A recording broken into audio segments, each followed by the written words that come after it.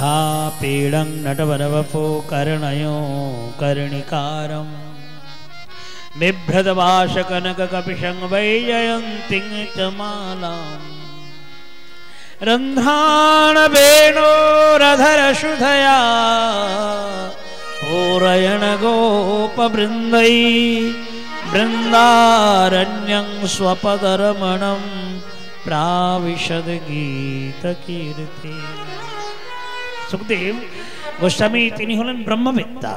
যখন এই প্রকার ভগবানের দিব্য স্বরূপ শ্রবণ করলেন, সুতমুনি বললেন হরির গুণাক্ষেপ্তমতি, বলছেন আত্মারাম পুরুষ যারা পরব্রহ্মজ্ঞানী যারা তিনারাকেও এই ভগবানের স্বরূপে মনকে হরণ করিয়ে দেয়।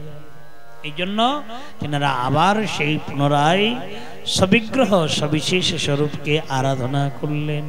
বলি ভক্তবৎসল ভগবান কি জয়।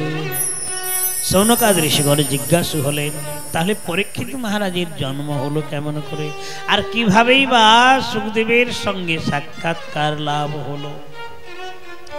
সুতমুনি বললেন যে দেখো, পরীক্ষিত মহারাজের জন্মকর্ম রহস্যের কথা জানতে গেলে মহাভারতে যেতে হবে। সেই জন্য মহাভারতের যে সার, যদা মৃধে কৌরবসৃঞ্জয়ানাম, ঋষিগণ যে সময় কুরু পাণ্ডবগণের বিশাল যুদ্ধ হচ্ছিল, 17 অক্ষণী দুটো সৈনিক মিলে 17 অক্ষৌণীগণের সেনার যুদ্ধ। আর সেই যুদ্ধে পাণ্ডবগণের রথী মহারথী অনেক রয়েছে, কিন্তু কুরুপক্ষে দুর্যোধনের পক্ষে কেবল 4 জন অবশিষ্ট। বাকি সমস্ত রথী মহারথীকে হারিয়ে ফেলেছে। সেই সময় মানি দুর্যোধন ব্রহ্মহ্রদে গিয়ে লুক্কায়িত হলে পরে ভগবান শ্রী গোবিন্দ পাণ্ডবগণকে নিয়ে মানি দুর্যোধনকে তিরস্কার করে এবং সেই দুর্যোধন আবার গদাধারী ভীমের সঙ্গে যুদ্ধে প্রবৃত্ত হয়েছিল। গদাযুদ্ধ করতে করতে ভগ্নোরদণ্ডে ধৃতরাষ্ট্রপুত্রে, যখন দুর্যোধনের উরুদেশে গদা প্রহার করেছিল, সেই সময় গদার দ্বারাই প্রহারিত হয়ে উরুভঙ্গ হয়ে দুর্যোধন মূর্ছিত হয়ে পড়ে। তো পাণ্ডবদের বিজয় হয়ে গেল। তো পাণ্ডবদের বিজয় হয়ে গেছে মনে করে শ্রী গোবিন্দ নিজেদের শিবিরে আর নিয়ে যায়নি, অন্য শিবিরে অবস্থান করলেন। এদিকে হলো কি, অশ্বত্থামা, কৃপাচার্য, কৃতবর্মা, 4 জন, দুর্যোধন 4 জন অবশেষ। তো অন্ধকারে লুক্কায়িত হয়ে মানি দুর্যোধনের কাছে এসে উপনীত হলো। অশ্বত্থামা বলছেন, মহারাজ আপনি অনেককে সেনাপতি রূপে নিযুক্ত করলেন, পিতামহের থেকে নিয়ে গুরু দ্রোণাচার্য, কর্ণ, শৈল, অনেক জনকে রথী মহারথী সবকে সেনাপতি রূপে নিযুক্ত করলেন, কিন্তু আপনার কার্য কেহ সমাধান করল না, শত্রু সংহার কেউ করল না। দেখুন এখনো সময় আছে, যদি আমাকে এই সময় সেনাপতি রূপে নিযুক্ত করেন আমি একবারে নিষ্পাণ্ডব করে দেব। দুর্যোধন চিন্তা করলেন, পিতামহ ভীষ্ম, গুরু দ্রোণাচার্য যারা পেরে উঠল না, আর অশ্বত্থামা তুমি কেমন করে পারবে? কিন্তু অশ্বত্থামা বলছেন, একবার আমাকে করে দেখুন আপনার শত্রু বিনাশ করতে পারি কি না। তো সেই অবস্থায়, মূর্ছিত অবস্থায় অশ্বত্থামাকে সেনাপতি রূপে নিযুক্ত করলেন। আর অশ্বত্থামা সেই সময় করলেন কি, রাত্রিতে কৃতবর্মা কৃপাচার্যকে সঙ্গে নিয়ে পাণ্ডবদের শিবিরে হানা দিল। আর মহাদেব যে স্বয়ং রক্ষা করছেন, মহাদেবকে প্রসন্ন করে আর হাতের থেকে খড়গ চেয়ে নিয়ে পাণ্ডবদের শিবিরে প্রবেশ করল। যেখানে পিতৃবৈরী ধৃষ্টদ্যুম্ন ঘুমিয়েছিল, সর্বপ্রথমে পিতৃবৈরী ধৃষ্টদ্যুম্নকে বিনাশ করে ঘুমন্ত অবস্থায়। যেখানে পাণ্ডবগণ ঘুমিয়েছিলেন সেখানে পঞ্চ পাণ্ডব শিশুরা শয়ন করেছিল। অশ্বত্থামা সেই পঞ্চ শিশুর মস্তককে ছেদন করে আর দুর্যোধনের হস্তে সম্প্রদান করেন। দুর্যোধন যখন দেখলো যে এরা এই মস্তকগুলো পাণ্ডবদের নয়, এগুলো হচ্ছে পঞ্চ পাণ্ডবদের সন্তানগণের,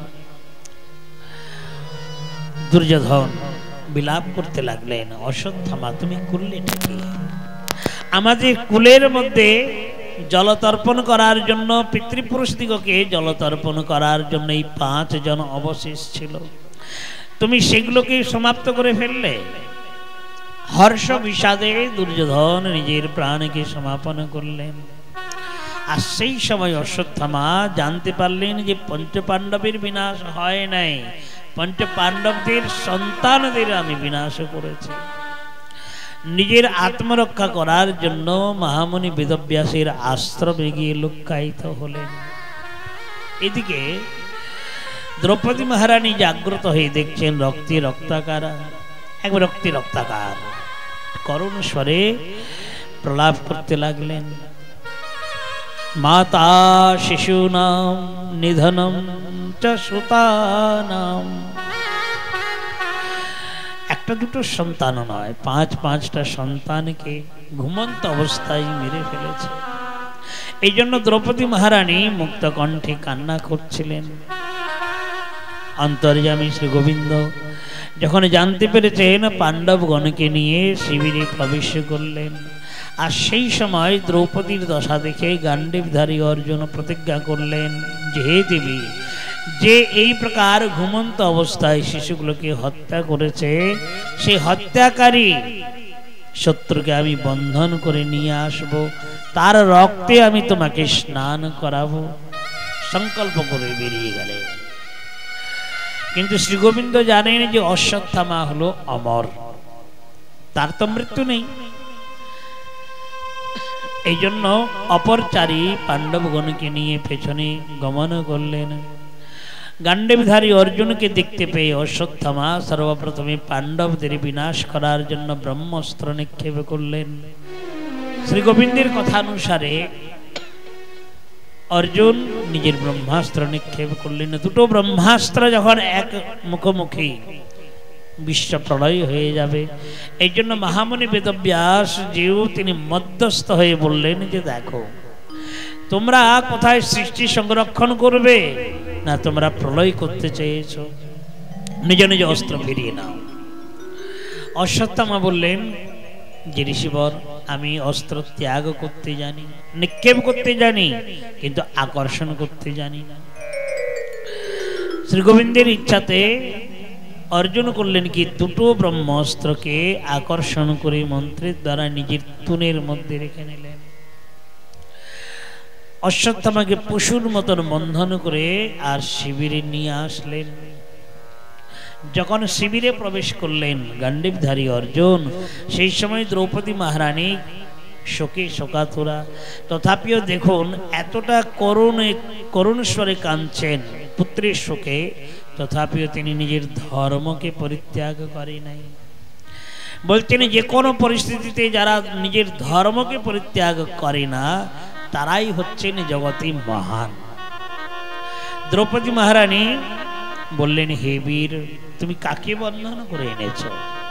তুমি যাকে বন্ধন করে এনেছো সে হচ্ছে আমাদের গুরুপুত্র। মুচ্যতামেষঃ নিতরাং ব্রাহ্মণো গুরু।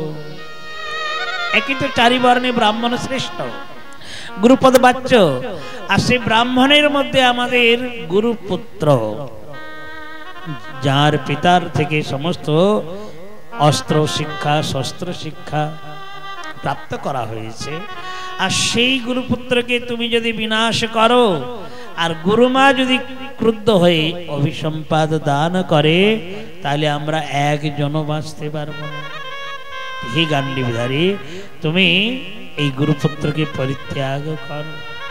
এমন সময় ভীম এসে বলছেন, ভাই তুমি যদি এই দুষ্টকে মারতে না পারছো, তুমি আমার হাতে দিয়ে দাও, আমি এক গদার বাড়ি দিয়ে সমাপ্ত করে দেব।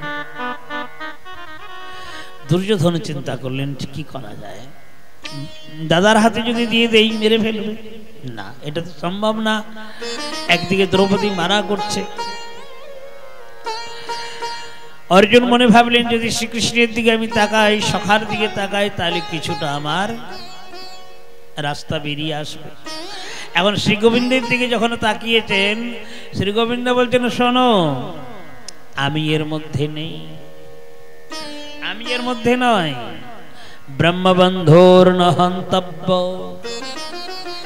আততাই বধারহণ। হে গান্ডীবধারী, হে অর্জুন, যারা ব্রহ্মবন্ধু ব্রাহ্মণ, আর ব্রাহ্মণ হয়ে যারা হীন কর্ম করে তারা হলো অবদ্ধ, তারা কি প্রাণী বধ করতে নেই। তবে হ্যাঁ, শাস্ত্রের নিয়ম আছে, যারা আততায়ী, চাই ব্রাহ্মণ হোক, ক্ষত্রিয়, বৈশ্য, শূদ্র, যেই হোক, আততায়ী বলতে ঘুমন্ত অবস্থায় মেরে ফেলে, বিষ খাইয়ে মেরে ফেলে, পেছনের দিক থেকে আক্রমণ করে মেরে ফেলে, আগুন জ্বালিয়ে মেরে ফেলে, বিষ খাইয়ে দেয়। বলতেন এতাদৃশ জনসমূহকে, আততায়ী দিগকে বধ করলে কোনো দুঃসাবহ হয় না। অর্জুন মহান সংকটে পড়ে গেলেন। তো যার জন্য মাঝখানে হলো কি, অশ্বত্থামার মস্তকে ছিল মণি, সে মণিটি কেড়ে নিয়ে অশ্বত্থামাকে শিবিরের থেকে ধাক্কা দিয়ে বের করে দিল। সত্যমণি বললেন, হে ঋষিগণ, ওই যে অপমানিত হয়ে পুনরায় চলে গেল, আবার সেই দ্বিতীয়বার ব্রহ্মাস্ত্র নিক্ষেপ করল। এই ব্রহ্মাস্ত্রের দ্বারাই অভিমন্যুর পত্নী উত্তরা, উত্তরার গর্ভে যে রয়েছেন পরীক্ষিত কুলপুঙ্গ, বলছেন সেই পাণ্ডবগণের বীজকে নাশ করার জন্য ব্রহ্মাস্ত্র নিক্ষেপ করেছেন। কিন্তু যখন উত্তরা শ্রী গোবিন্দের চরণে, শ্রীকৃষ্ণের চরণে শরণাপন্ন হলেন, পাহি পাহি মহাযোগিন দেব দেব জগৎপতে, হে প্রভু, আমি তোমার চরণে শরণাপন্ন হয়েছি, আমি মরে যাব, আমি তার জন্য ভয় করছি না। তবে আমার গর্ভের মধ্যে যে শিশু সংরক্ষিত রয়েছে, এই শিশু হচ্ছে পাণ্ডবগণের জলতর্পণকারী বংশজ, এই বংশজ শিশু যেন সুরক্ষিত হয়।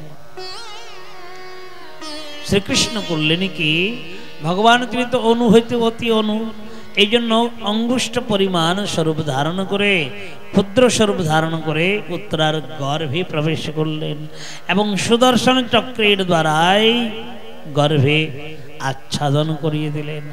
ব্রহ্মাস্ত্র এসে যখন হানা দিল, সুদর্শন চক্রের দ্বারাই ব্রহ্মাস্ত্রের তেজকে আকর্ষণ করে নিজের অঙ্গের মধ্যে ধারণ করে নিলেন। এইভাবে উত্তরার গর্ভকে রক্ষা করলেন। বলি ভক্তবৎসল ভগবান কি।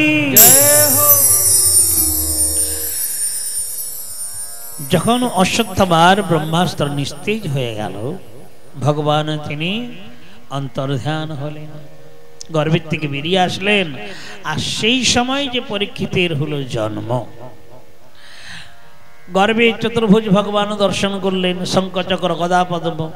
কিন্তু যখন বাইরে প্রকটিত হলেন, জন্ম নিলেন, তখন তো আর এই চতুর্ভুজ ভগবানকে দেখতে পাচ্ছেন না। সেই সময় মনে ভাবলেন, ইনি কি সেই, ইনি কি সেই, ইনি কি সেই। পরীক্ষা করতে করতে ব্রাহ্মণগণ বললেন যে, হে সম্রাট যুধিষ্ঠির, এই যে বালকটি যেভাবে পরীক্ষা করছে, এই বালকের নাম হলো পরীক্ষিত। সাক্ষাৎ ভগবান বিষ্ণু রক্ষা করেছেন, তাই বিষ্ণুরাত। যখন ব্রাহ্মণগণ কুণ্ডলী তৈরি করলেন, বলছেন এই পরীক্ষিত এমন গুণবান, এমন শক্তিশালী, পিতামহ গান্ডীবধারী অর্জুনের মতন মহান বীর হবে, যজাতি মহারাজের মতন পরম ধার্মিক হবে, রন্তি দেবীর মতন উদার হবে, প্রভু রামচন্দ্রের মতন মর্যাদা সংরক্ষণকারী হবে। এই সমস্ত পরীক্ষিত মহারাজের গুণাবলী বর্ণন করলেন এবং অবশেষে বললেন যে তক্ষক নাগ কর্তৃক দংশিত হবে। এই পর্যন্ত বলার পরে ব্রাহ্মণগণ সমাপ্ত করলেন। যুধিষ্ঠির মহারাজ সকলকে দক্ষিণা দিয়ে প্রসন্ন করলেন, নিজ নিজ স্থানে গেলেন। তো এইভাবে হলো পরীক্ষিত মহারাজের জন্ম। এদিকে বিদুর মহাশয় তিনি তীর্থযাত্রাতে গিয়েছিলেন যুদ্ধের পূর্বে। তিনি যখন ফিরে আসলেন আর ধৃতরাষ্ট্রকে যখন দেখছেন পাণ্ডবদের দ্বারাই প্রতিপালিত হচ্ছেন, বিদুর মহাশয় দিব্য জ্ঞান দিয়ে ধৃতরাষ্ট্রকে, গান্ধারী মাকে এবং কুন্তিকে নিয়ে হরিদ্বারের মধ্যে সপ্তশ্রুতি গঙ্গা সপ্তর্ষি মণ্ডল, সেখানে গিয়ে অন্তিম সময়ে ভগবানের আশ্রয় নিয়ে আরাধনা করে ভগবত ধামকে প্রাপ্ত হলেন। এদিকে পিতামহ সরসজ্জায় শায়িত ছিলেন। শ্রীগোবিন্দ শঙ্খচক্র গদা পদ্মস্বরূপে দর্শন দিলেন, গদাস্বরূপে দর্শন দিয়েছেন এবং তিনি সস্বরূপে সাক্ষাৎ পরম ধামকে গমন করলেন। আকাশের থেকে পুষ্প বর্ষণ হলো। তো এইভাবে পিতামহ ভীষ্মকে দর্শন দিলেন। এদিকে কৃষ্ণ যুদ্ধের অবসানে দ্বারকাতে গেলেন। এখন দ্বারকাতে যাওয়ার পরে অনেক দিন হয়ে গেল, যুধিষ্ঠির মহারাজ কোনো সংবাদ পাইনি, যার জন্য অর্জুনকে পাঠিয়ে দিলেন, যাও না একটাবার দ্বারকা থেকে খবর নিয়ে এসো। মাঝখানে অনেক প্রকার অমঙ্গল দেখতে পেলেন। বিনা মেঘে রুধির বর্ষণ হতে লাগলো, গর্ধব চারিদিকে চিৎকার করছিল। তো এই সমস্ত অলক্ষণ দেখে যুধিষ্ঠির মহারাজ কিছু প্রলাপ করছিলেন।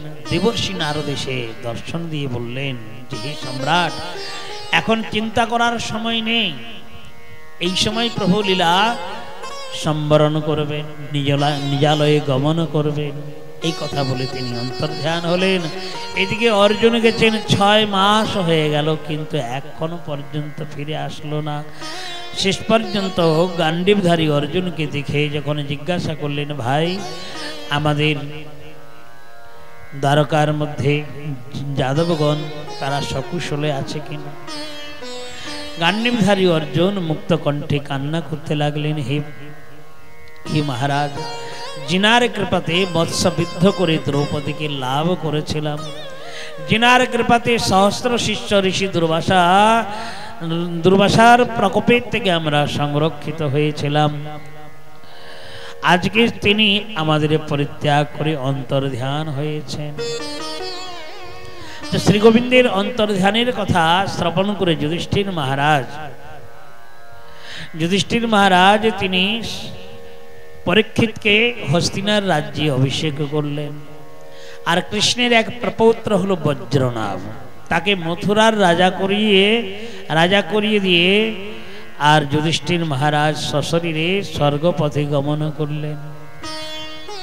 যুধিষ্ঠির মহারাজের স্বর্গপথে গমন দেখে ভীম, অর্জুন, নকুল, সহদেব, দ্রৌপদী সকলেই পাণ্ডব সকলেই স্বর্গময় পথে গমন করলেন। পরীক্ষিত মহারাজ সেই সময় অভিষিক্ত হলে উত্তরের কন্যা ইরাবতীকে বিবাহ করলেন এবং ইরাবতীকে বিবাহ করার পরে বলছেন তিনার দ্বারাই 4টি পুত্র উৎপন্ন হয়েছিল।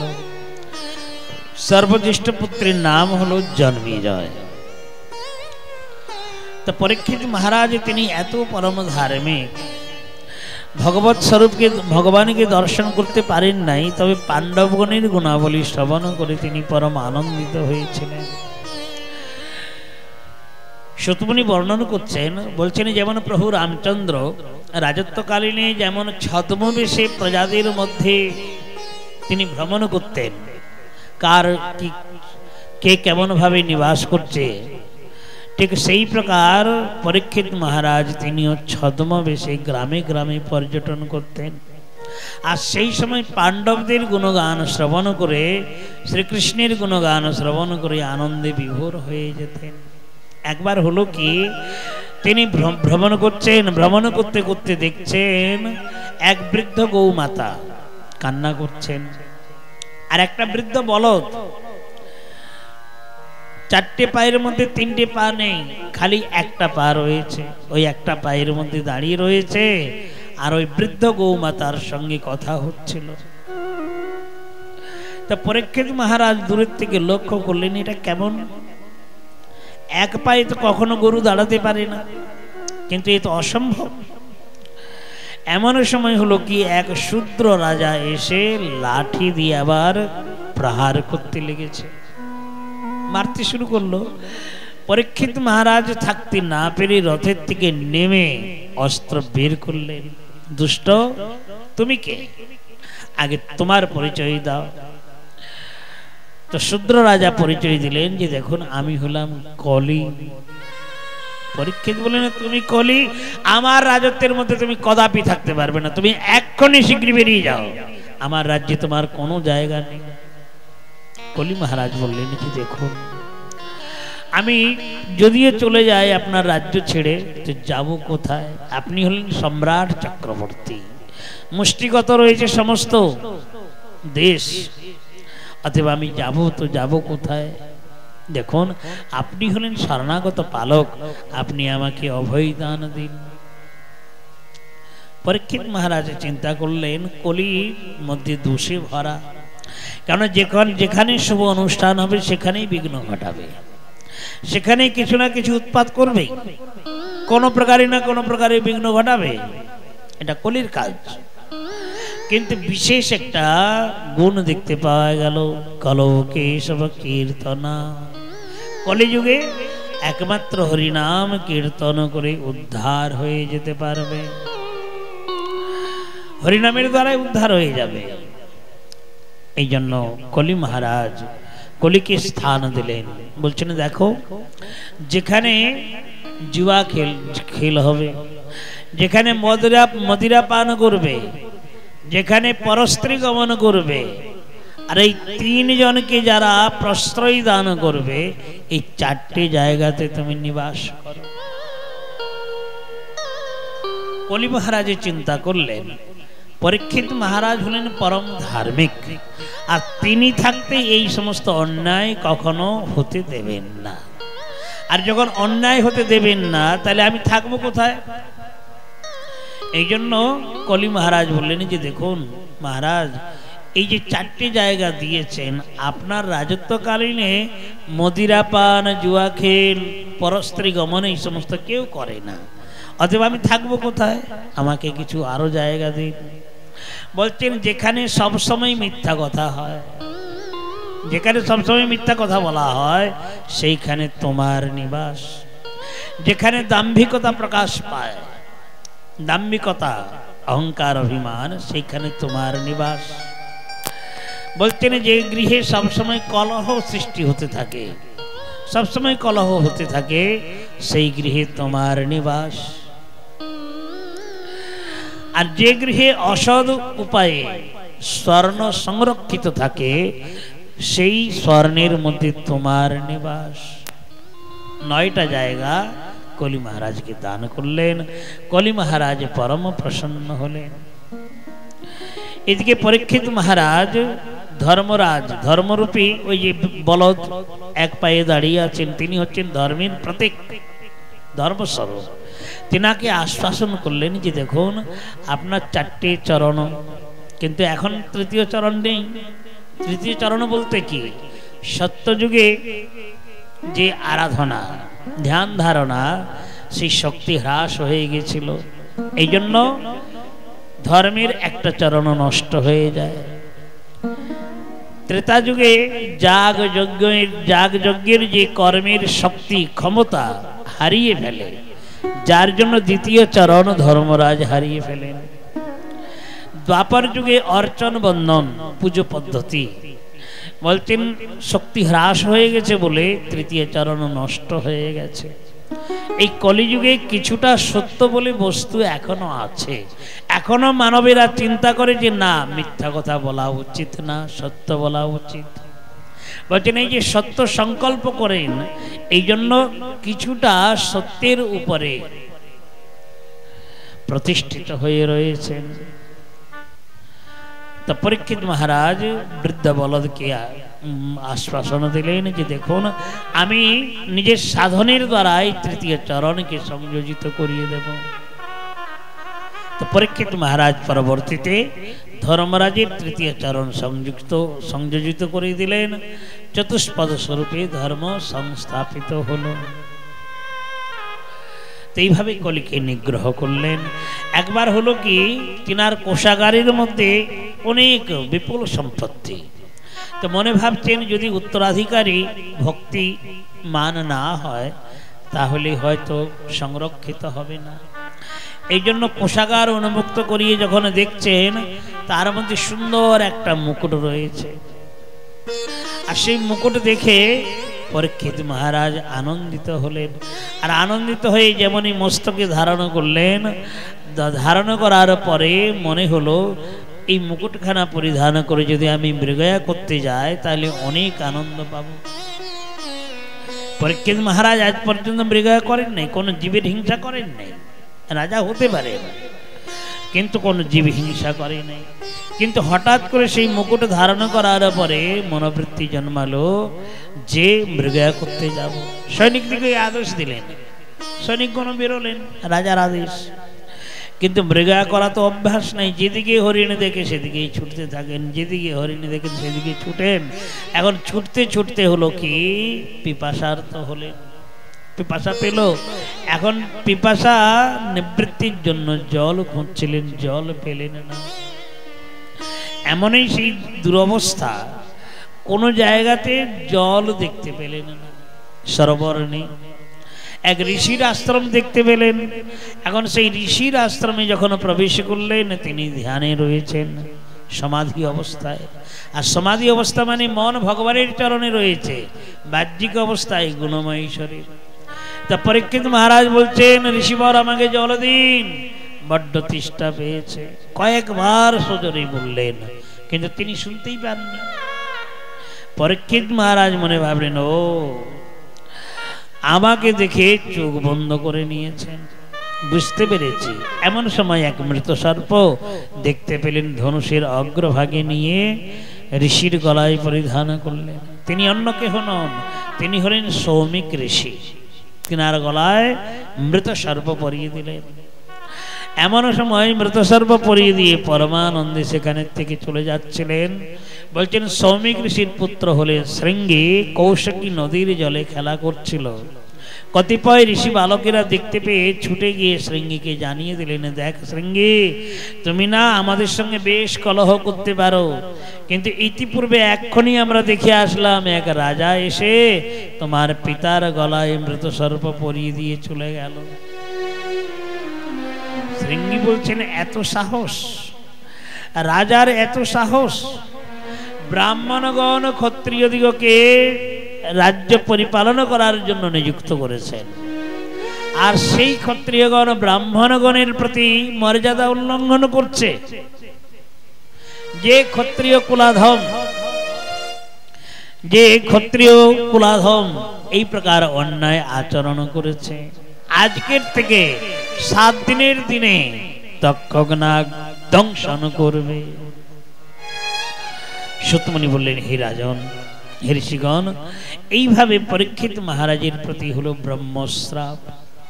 আর ব্রহ্মশ্রাপ যখন হলো পৃথিবী টলমল করে কাঁপতে লাগলো। পরবর্তীতে যখন সৌমিক ঋষির ধ্যান ভঙ্গ হলো, শৃঙ্গী দেখছে, শৃঙ্গী কান্না করছিল।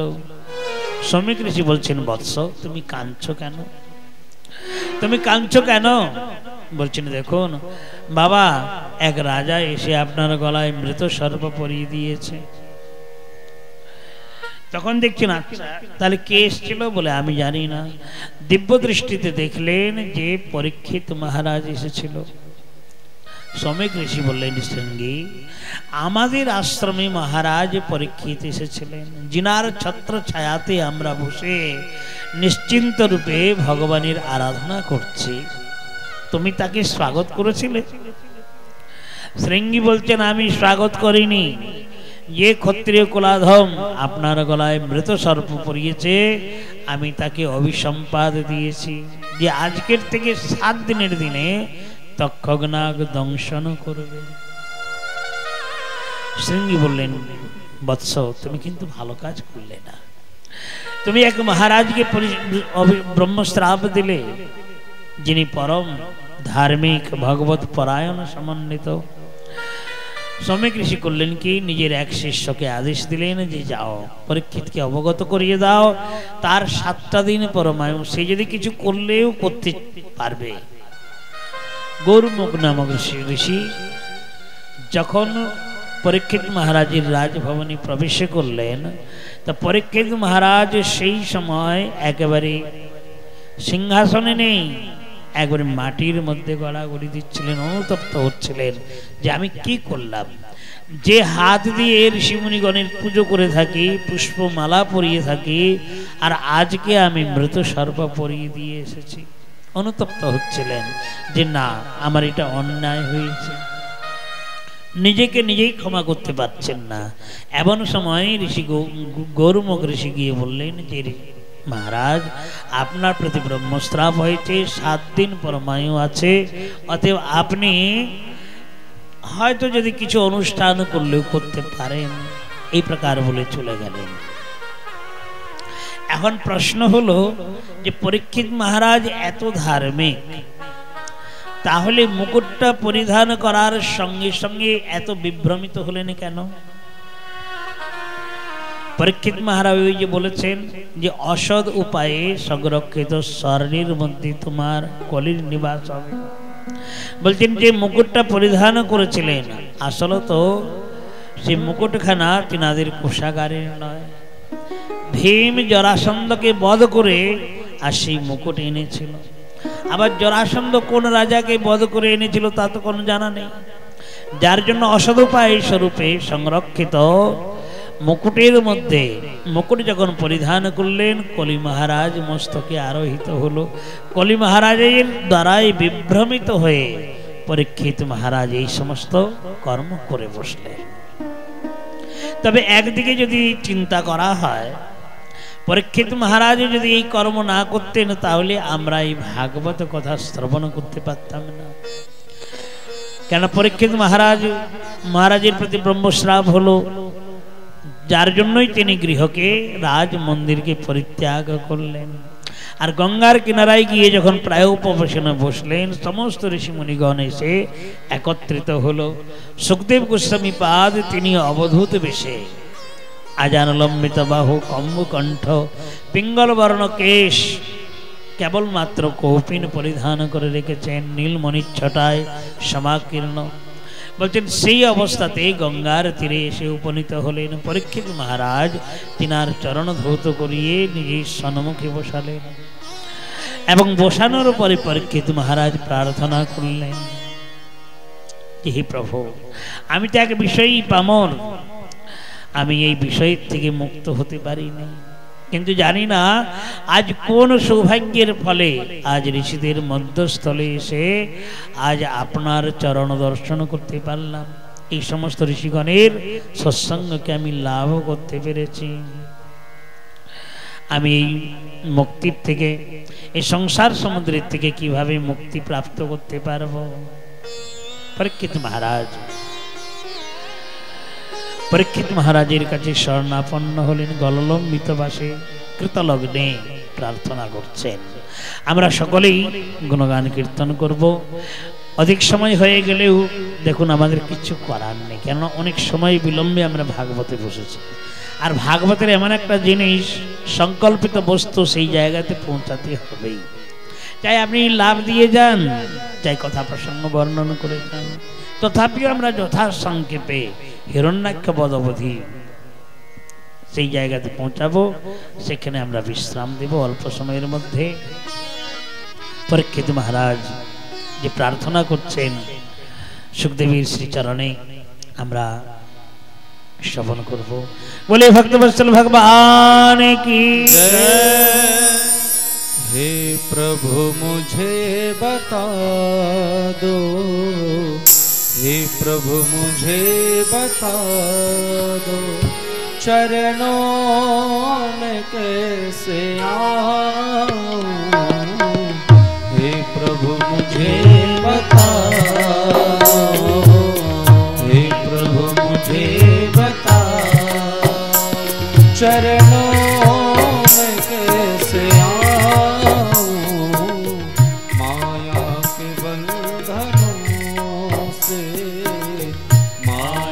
के बंधनों से अब मुक्ति कैसे पाऊं, हे प्रभु मुझे बता दो, हे प्रभु मुझे बता दो।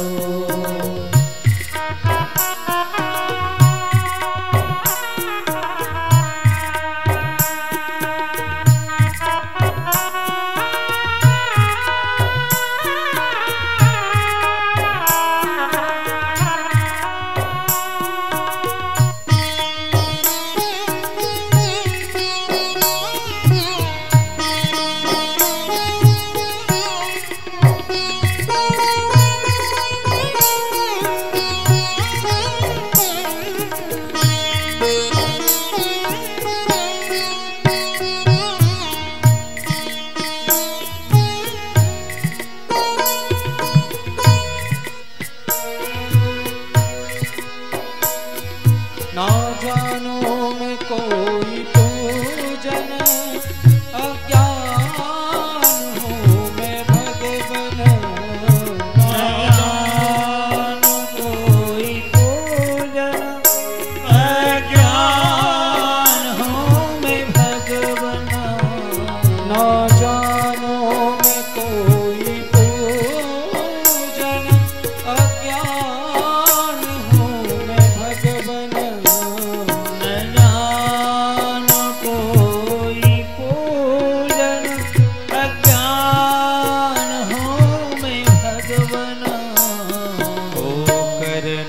कृपा दयालु, करना कृपा दयालु, इसे कैसे मैं दिखाऊं, हे प्रभु मुझे बता दो, हे प्रभु मुझे बता दो। चरणों में कैसे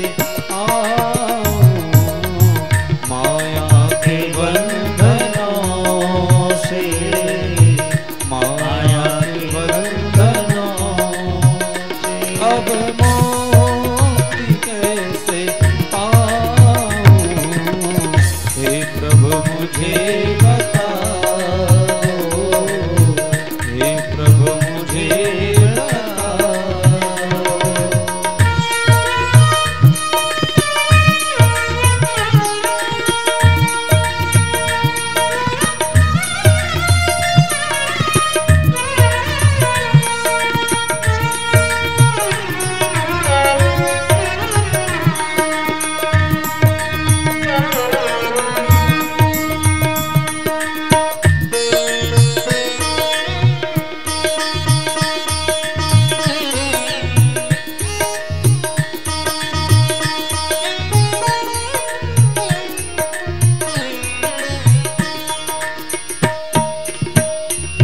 मैं हूँ पतित स्वामी, तुम हो पतित पावन।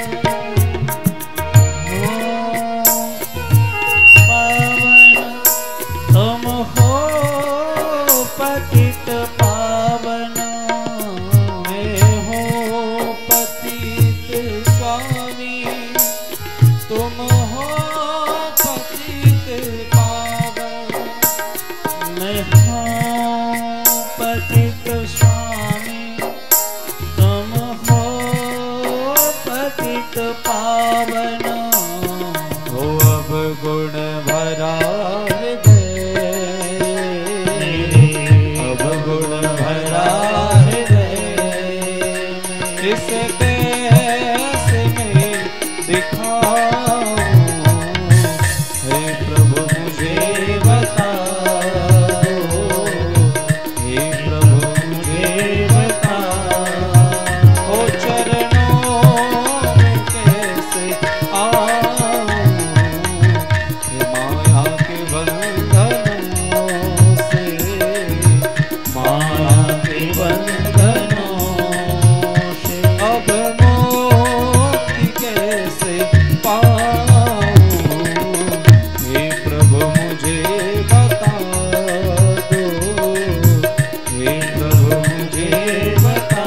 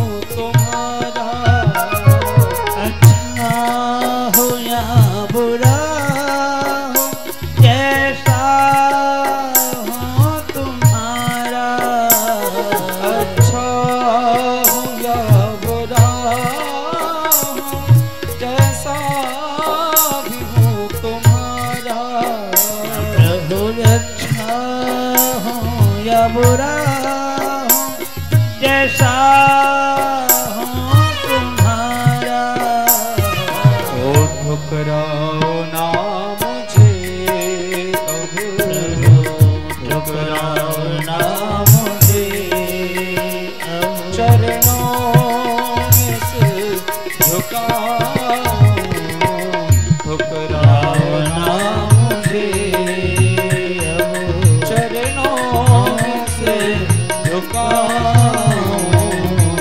हे प्रभु मुझे बता दो हे प्रभु मुझे बता दो चरणों में कैसे आऊं माया के बंधनों से माया के बंधनों से अब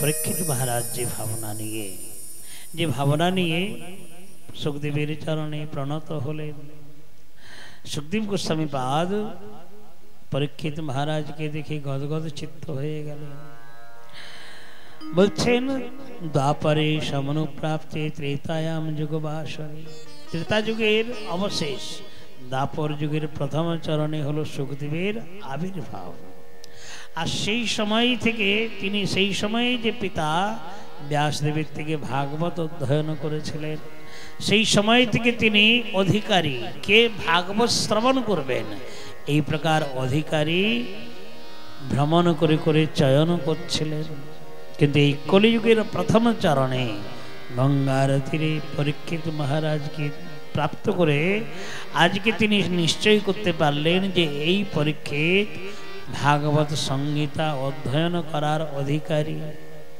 যেভাবে प्रार्थना করলেন संसार समुद्रेर থেকে मुक्त हबार আমরাও হলাম বিষয়ী পামর কিভাবে আমরা উদ্ধার হতে পারবো এই জন্য পরীক্ষিত মহারাজ আমাদের হয়ে সুখদেবের চরণে প্রণত হলেন সুখদেব গোস্বামী বললেন হে রাজন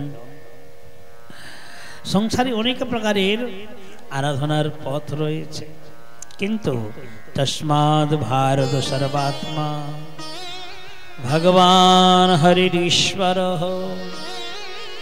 स्मर्तव्यं श्रवणं स्मर्तव्यं कीर्तितव्यं च इच्छिता अभयं हरि हे राजा परीक्षित तुम यदि अभय प्राप्त होते चाओ निर्भय होते चाओ संसारे ताहले सर्वगत आत्मा सकलेर मध्य अंतर्यामी रूपे निवास करछेन तिनार गुणगान कीर्तन ताहले आर तुम्हार कोनो भय थाकबे ना निर्भय प्राप्त हये जाबे देखो तुम्हार 7 दिन परमाय तो 7 दिन एखन अनेक परमाय मान्दातार वंशे कट्टांग नामक राजा छिलो আর খট্টঙ্গ রাজা মহান প্রতাপী দুর্ধর্ষ রাজা।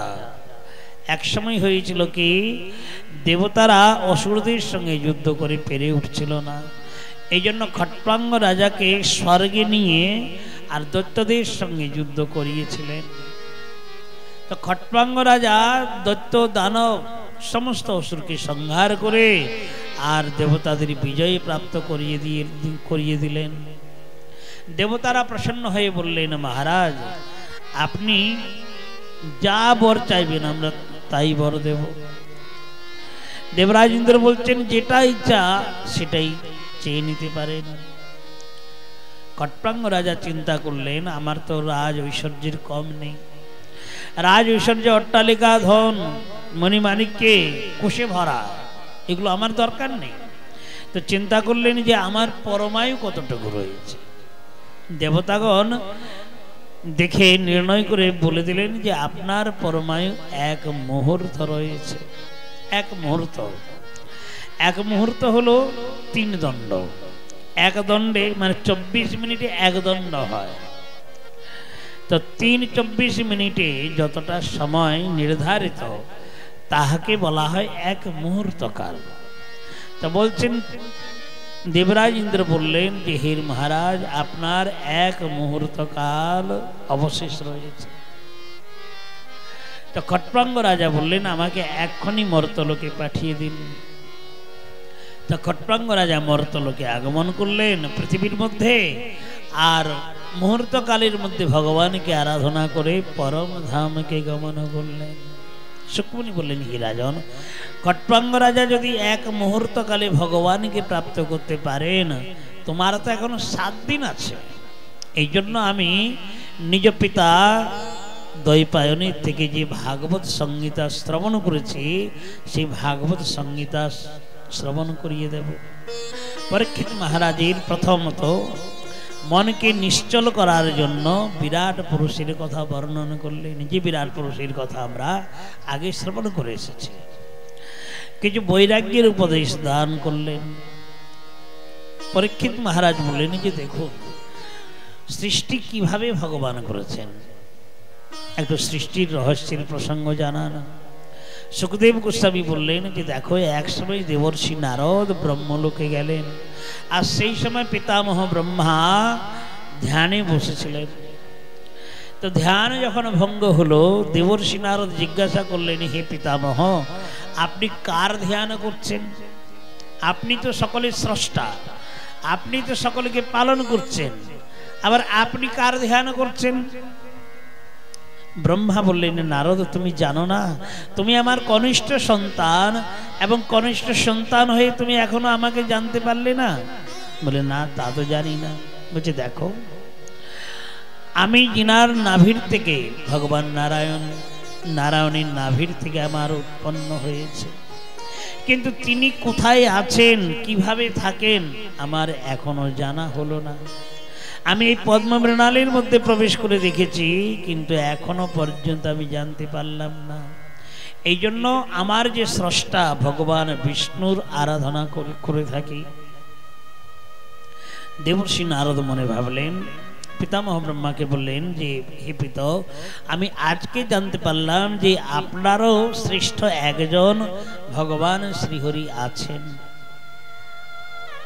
তো ব্রহ্মা বললেন যে নারদ, আমি তিনার কৃপাতে চতুশ্লোকী ভাগবত পেয়েছিলাম, এবং তিনি কৃপা করে আমাকে 18 গোপাল মন্ত্র দান করলেন, এবং বললেন যে তুমি তপস্যা করো। আমি তপস্যা করেছি, এবং তপস্যা করার পরে 10 প্রকার জীব সমূহকে সৃষ্টি করি, এবং 10 প্রকার জীব সমূহকে সৃষ্টি করার পরে অন্ধ তামিশ্র কতগুলো অব্যক্ত প্রাণী, যাদের হাত নেই, পা নেই, চোখে দেখতে পায় না, ল্যাংড়া লুলা, এই এতাদৃশ জীব সমূহকে সৃষ্টি করেছিলাম। তো এদের নাম হলো পাপী ও সৃজনী। কিন্তু এদের দ্বারাই জগতে কোনো কার্য পূর্ণ হবে না। এই জন্য আবার আমি ভগবানকে চিন্তন করলাম। ভগবানকে চিন্তন করতে করতে সনক সনন্দন সনাতন সনত কুমার 4 ভ্রাতা উৎপন্ন হলো। তা আমি তাদের আদেশ দিলাম যে তোমরা তপস্যা করো, তোমাদের সৃষ্টি করতে হবে। মানসপুত্রগণ বললেন যে হে পিত, আমরা তপস্যা করব কিন্তু সৃষ্টি করব না। ব্রহ্মা বললেন হে নারদ, সেই ক্রোধের থেকে রুদ্রদেবের হলো সৃষ্টি, এবং পরবর্তীতে আমি 10 জন ঋষিকে সৃষ্টি করছিলাম। অত্রি, অঙ্গিরস, পুলহ, ক্রতু, ভৃগু, অঙ্গিরা, বশিষ্ঠ, 10 জন ঋষিকে সৃষ্টি করলেন। পরবর্তীতে ঋষি কর্দমকে সৃষ্টি করলেন, এবং ঋষি কর্দমকে সৃষ্টি করার পরে দেখছেন যে সৃষ্টি বিস্তার হচ্ছে না। মৈথুন ধর্মের দ্বারা সৃষ্টি বিস্তার করবেন, এই জন্য তিনি নিজে দাঁড়িয়ে আছেন। দাঁড়িয়ে থাকতে থাকতে নিজের ছায়াটা 2 ভাগে বিভক্ত হয়ে গেল। 2 ভাগে যখন বিভক্ত হয়ে গেল, তখন দক্ষিণ অঙ্গের থেকে স্বয়ম্ভু মনু মহারাজের সৃষ্টি হলো, বাম অঙ্গের থেকে শতরূপা মহারানী সৃষ্টি হলেন। পিতামহ ব্রহ্মা আদেশ দিলেন যে তোমরা উভয়ে মিলিত হয়ে মৈথুন ধর্মের দ্বারাই সৃষ্টি বিস্তার করো। স্বয়ম্ভু মনু মহারাজ বললেন যে দেখুন, আমরা সৃষ্টি বিস্তার করব, কিন্তু জলে নিমগ্ন, এখন আধার না হলে সৃষ্টি রাখবো কোথায়?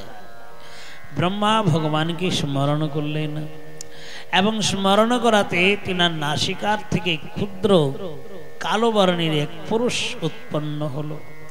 আর সেই কালো বর্ণের পুরুষ উৎপন্ন হলে ধীরে ধীরে প্রকাণ্ড শরীর ধারণ করলেন। সেই প্রকাণ্ড শরীর হলো বরাহদেব ভগবান। বলে বরাহদেব ভগবান কি জয়। ব্রহ্মার নাসিকার থেকে বরাহ ভগবান প্রকটিত হয়ে আর পৃথিবীকে উদ্ধার করলেন, এবং পৃথিবীকে যখন উদ্ধার করলেন, সে পৃথিবী প্রাপ্ত করে স্বয়ম্ভু মনু মহারাজ সর্বপ্রথমে প্রিয়ব্রত এবং উত্তানপাদ দুটো সন্তানকে উৎপন্ন করলেন। তাদের আবার 3টি হলো ভগিনী, 3টি ভগিনী। তা বলছেন আকুতি, দেবহূতি এবং প্রসূতি 3টি কন্যাকে সৃষ্টি করলেন। এখন প্রসঙ্গ শ্রবণ করছেন কি মহারাজ পরীক্ষিত।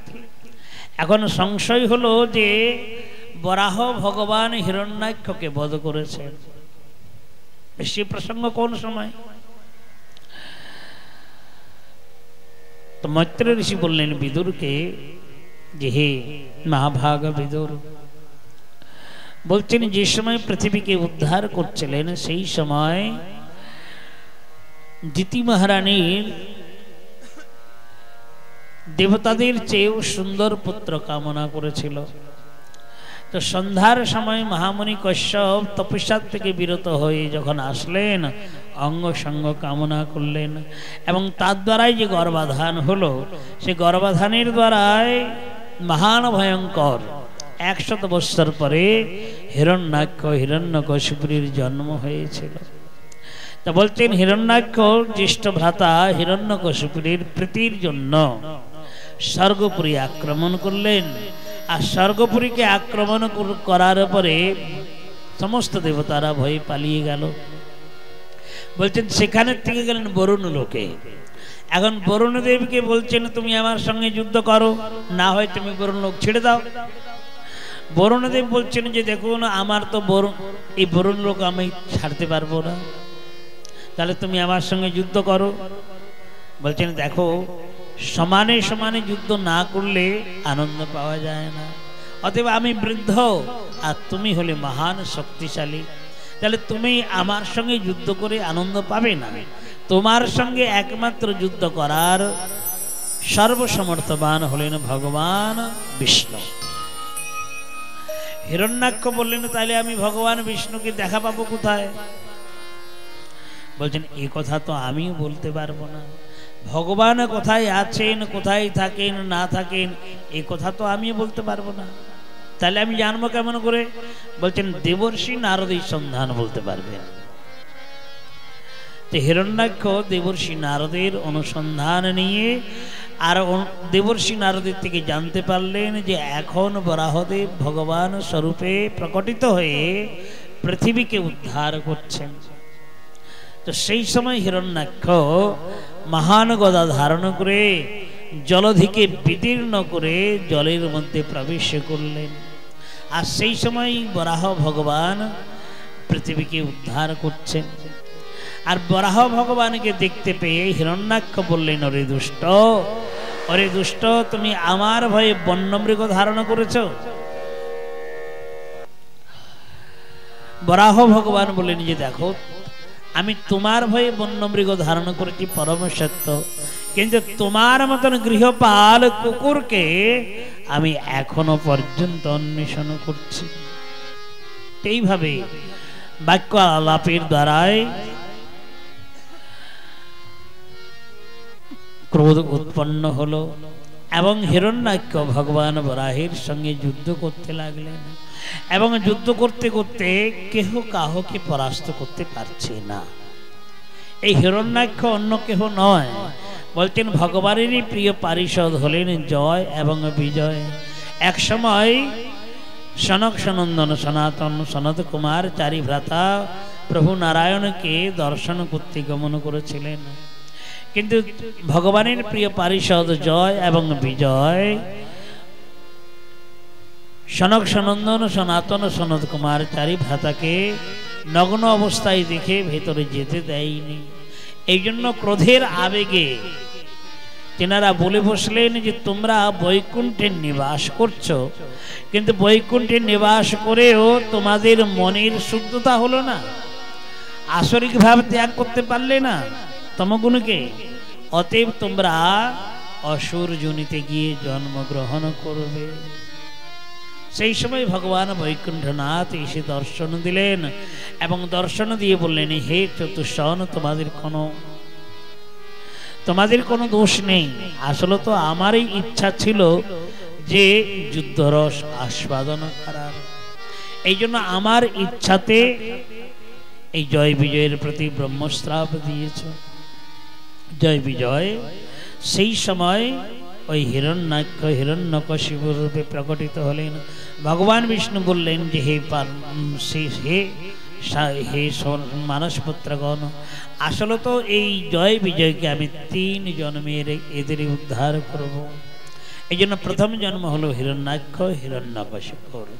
ভগবান বরাহ রূপে বিনাশ করলেন। ভগবান বরাহদেব যখন বিনাশ করলেন, সমস্ত দেবতারা প্রসন্ন হলেন। চারিদিকে থেকে পুষ্প বর্ষণ হতে লাগলো, জয় জয়কার হতে লাগলো, চারিদিকে জয় জয়কার হতে লাগলো, শঙ্খের নিনাদ হতে লাগলো। এদিকে মৈত্রেয় ঋষি বললেন, হে বিদুর, যারা হিরণ্যাক্ষ বধের কথা শ্রবণ করবে, হিরণ্যাক্ষ বধের কথা যারা শ্রবণ করবে বা বরাহদেবীর চরিত্র শ্রবণ করবেন, হৃদয়ঙ্গম করবেন, তারা সর্বপ্রকার ব্রহ্মবন্ধন থেকে, সংসার বন্ধনের থেকে মুক্ত হয়ে তারা পরমায়ু লাভ করবেন। যশ ধনধান্য পারমেষ্ঠ সূর্য বীর্য এই সমস্ত শক্তিকে প্রাপ্ত করবেন। এতন মহাপুণ্যমলং পবিত্রম ধন্যং যশস্যং পদমায়ুরাশিষাং প্রাণেন্দ্রিয়াণাং যুধি শৌর্যবর্ধনং নারায়ণং তে গতিরঙ্গ শৃণ্মতাম। বলছেন এই পরম পবিত্র বরাহদেবীর চরিত্র কথা যারা শ্রবণ করবেন, প্রথমত হৃদয় নির্মল হবে, ধনধান্য ঐশ্বর্য সম্পত্তি প্রাপ্ত করবেন, পরমায়ু বৃদ্ধি হবে, সূর্য বীর্যকে প্রাপ্ত করবেন, তাছাড়াও সর্ব অন্তিমে ভগবত চরণকে লাভ করবেন। এই প্রকার ফলশ্রুতি দিলেন। অতএব এই ফলশ্রুতি শ্রবণ করার উপরান্তে আমরা ভাগবতের এখানে বিশ্রাম দেওয়া হবে। আপনারা যদি কৃপা করে আগে আসেন, 5টার দিকে যদি আসেন, তাহলে কিন্তু আপনাদের মন যে ছটফট করছে যাবার জন্য, এটা হবে না। একটু আগে আসলে হরিকথাটা পূর্ণরূপে বর্ণনা করা যায়। এখন আমাদেরও দেরি হয়ে যায়, আপনারাও দেরি করে আসেন। এখন আপনারা যদি না আসেন, শ্রোতা যদি না হয়, বক্তা কাকে দিয়ে পাঠ করবে বলুন দেখি? ছাত্র যদি না থাকে, অধ্যাপক কি করে অধ্যয়ন করাবেন? তো পণ্ডিত মশাই যে পাঠ করবেন, আপনারা যদি না আসেন, তাই না? আপনারা আগামীকালকে 5টায় আসুন, দেখুন আমাদের 9টার মধ্যে 9:30টার মধ্যে ভাগবত বিশ্রাম হয়ে যাবে। কিন্তু আসতে হবে। এখন 7টার মধ্যে আর 7টার পরে ধীরে ধীরে গড়িয়ে গড়িয়ে আসলাম, আর 1-1.5 ঘন্টার পরেই যদি যাওয়ার জন্য ছটপট করলাম, তা হবে না। কেন ভাগবত সপ্তাহ যজ্ঞ সংকল্পিত, অন্তত 4 ঘন্টা প্রয়োজন। আর সেই জায়গায় মনে করুন 3 ঘন্টা 3.5 ঘন্টায় বিশ্রাম দেওয়া হয়, তাহলে তো কথা তো সম্পূর্ণ হচ্ছে না। এই জন্য আপনারা কৃপা করে আসবেন, স্থানকে অলঙ্কৃত করবেন। আমরাও শ্রীমদ্ ভাগবতের পূর্ণরূপে আস্বাদন করব। আজকের ভাগবতীয় কথা এই স্থলে আমরা বিশ্রাম করি। সমস্ত গুরুজনের ভক্তজনের চরণে প্রণাম নিবেদন পূর্বক আজকের ভাগবতীয় কথা আমাদের এই স্থলে বিশ্রাম। বলে ভাগবত ভগবান কি জয়, भागवत महापुराण की, महामुनि वेद व्यास जी की, सुखदेव गोस्वामी पाद की, परीक्षित महाराज की, सौनकाद ऋषि वृंदों की, भक्ति महारानी की, अपना अपन सदगुरु भगवान की जय। जय श्री राधे।